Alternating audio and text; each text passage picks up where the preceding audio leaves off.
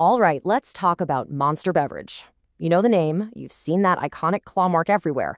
For decades, they've been an absolute titan, pretty much defining the entire energy drink category. But what's really going on behind the scenes is this high-stakes business story, and if you're an investor, it's one you really need to be paying attention to right now.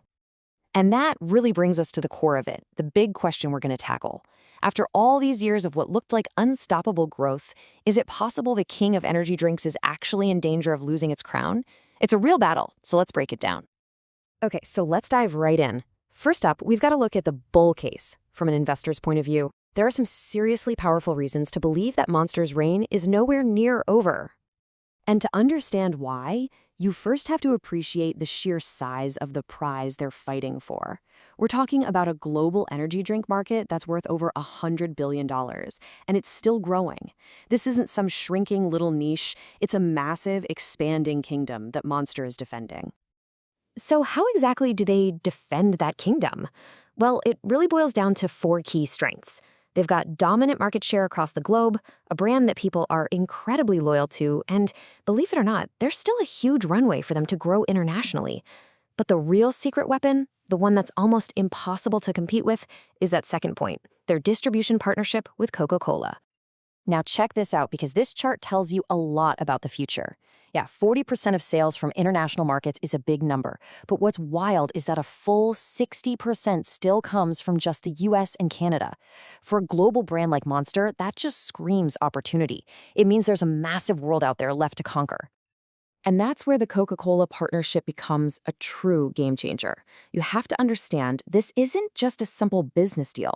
It's a deep structural advantage, a competitive moat, as they say, that is, and I'm quoting here, nearly impossible for any competitor to replicate. It basically means they can get a can of Monster within arm's reach of almost anyone on the planet. Try competing with that. Okay, but you know what? There's always another side to the story. For every bull, there's a bear. And the bear case here paints a very different picture. One of a giant that's suddenly being attacked from all sides by threats it's never really faced before.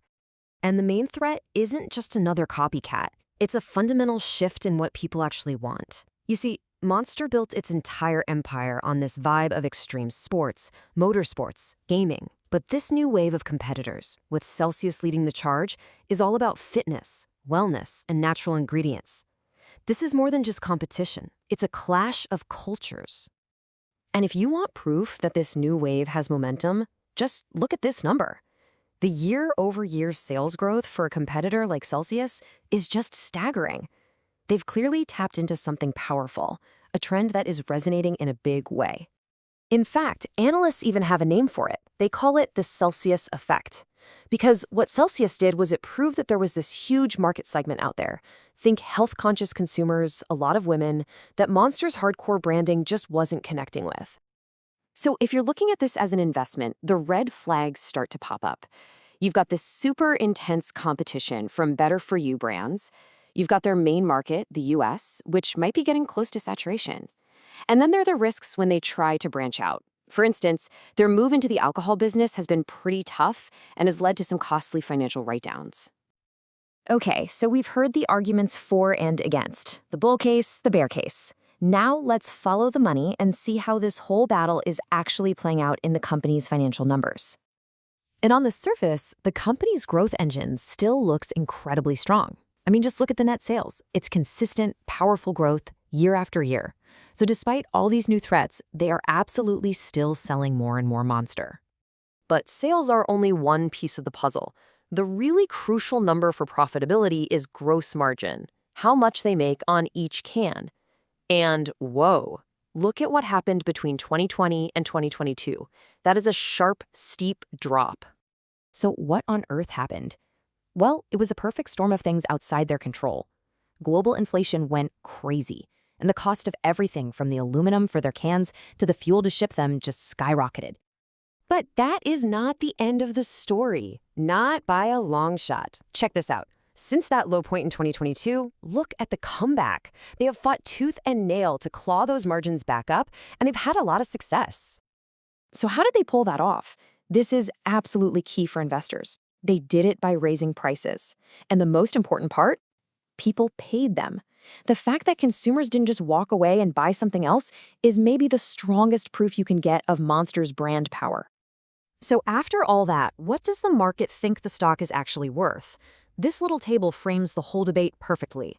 You can see the market values Monster way higher than old-school giants like Coke and Pepsi, its pricing and all that growth. But it's valued way, way lower than the hyper-growth disruptor Celsius. Monster is sitting right in the middle of this tug-of-war between the old guard and the new wave. So when you take a step back and look at everything, the market, the competition, the numbers, it really all boils down to one single fundamental question that every investor has to ask themselves. And here it is.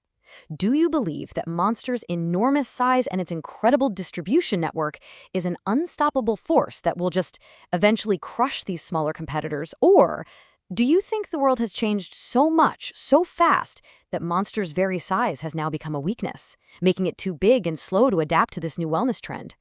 That, right there, is the billion-dollar question you have to answer.